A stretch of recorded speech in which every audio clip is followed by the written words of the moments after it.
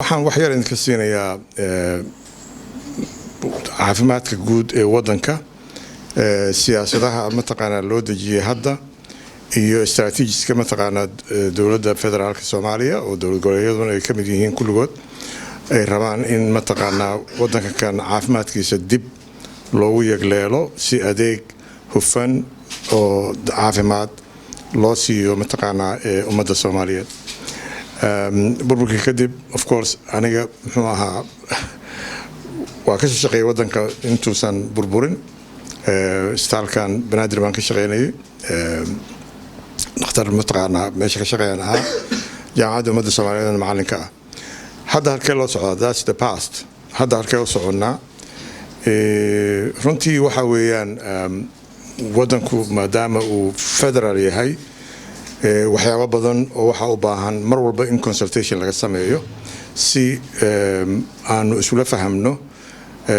adeega caafimaadka sidii wadankan loo ballaarin lahaa haddaad fiirisid indicatorska caafimaadka Soomaaliya waa kuwa ugu liita ee wadamada annaga oo kala ah oo ama dagaal galay ama instability fara badan ama muxuu ahaa dhaqaalahoodu uu kooban yahay uusan ku fileen in ay adeeg u fidiyaan bulshada oo dhan istaraatiijiska aanu sameynay waxay ku saleysan tahay haddii 30 sano ka hor oo muxuu ahaa dowladda kaliya ay ahayd waxa adeega caafimaadka ama waxbarashada kaliya ku mashquulan maanta 30 sano kadib sidaa ma aha maanta waxaa jira mataqaanaa hay'ado samafal Soomaali iyo ajnabi ah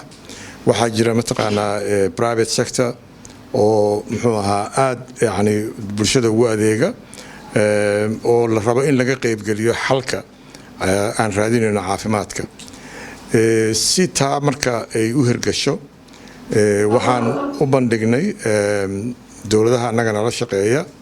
bangiga adduunka iyo dowladdeena Soomaaliyeed to start with sida yani aanu ku soo tashanay muddo 2 sano iyo hadda sanadkii saddexaad aanu ku jirno adeega caafimaadka sida loo fidin lahaa waxaan go'aan ku gaaray inaan ogaano horta meesha aan joogno Soomaaliya waxyaabaha ugu weyn oo maxadkan uu ka qayb qaadan karo waxa weeyaan ururinta muxuu ahaa daatooyin xog meesha aanu mareyno haddaadan xog fiican haysan xal fiican ma heli kartid marka annaga intii aan caafimaadkan ogeyn ama Soomaaliya laga qoray ama wadama deriskeena ay sameeyeen baanu isticmaalnay si aanu u dejinno qorshe ku saabsan adeega caafimaadka adeegaas wuxuu ka kooban yahay 5 dabaqadood oo waxaa jira ama levels oo Soomaaliya mataqaanaa caafimaadkeedu ku saleysan yahay systemka health systemkooda waxa waa community marka laga soo bilaabo ilaa muxuu ahaa primary health care unitka ama health centerska ama MCHada saa u taqaanaan ama district hospitalska oo isbitaalada degmooyinka ilaa isbitaalada muxuu ahaa gobolka isbitaalka gobolka ugu weyn gobol walba kadibna muxuu ahaa isbitaalada waaweyn oo ku yaala muxuu ahaa caasimadda wadanka oo ah inay intaasoo dhan muxuu ahaa ka aqoon badan yihiin ama ka aalado hayaan ama specialistayaal loo baahan yahay ay joogaan waxaanu qorsheenay inaan muxuu ahaa dowladdu ay muxuu ahaa roolka ay ciyaarayso uu ahaado mid siyaasadda caafimaadka haga iyo istaraatiijiyadooda muxuu ahaa regulate gareeya the whole health sector ama ha ahaado dawooyinka maanta la keenayo dibadda laga keenayo ama muxuu ahaa wadamada deriskeena meel kasta ha ahaadaan si loo xaqiijin karayo wali systemkaas aan wali runtii aan xaga si fiican yani aan loo sameyn si loo ogaado dawooyinka wadanka laga isticmaalayo inay yihiin dawooyin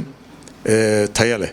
oo aan ahayn muxuu ahaa dawooyin qofka markuu qaato ama wax dhibaato u geysan karaya ama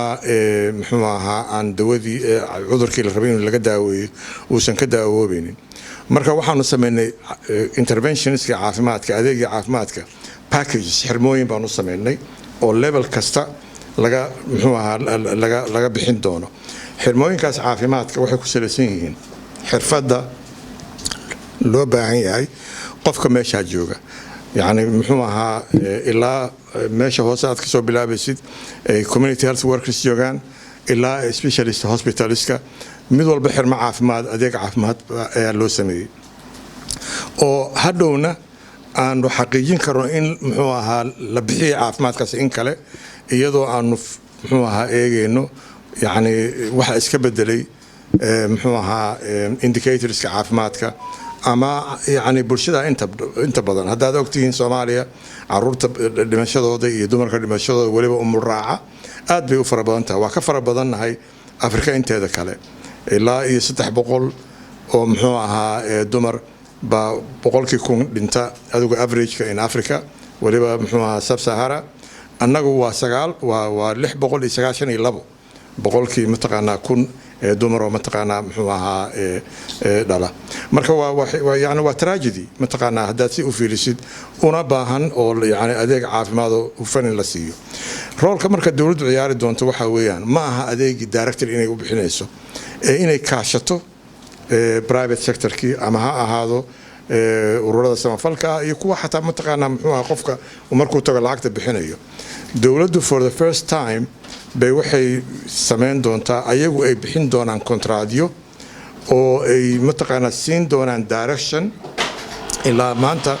inta badan waad aragtay inaan direction mataqaana uusan jirin xisaabtan uusan jirin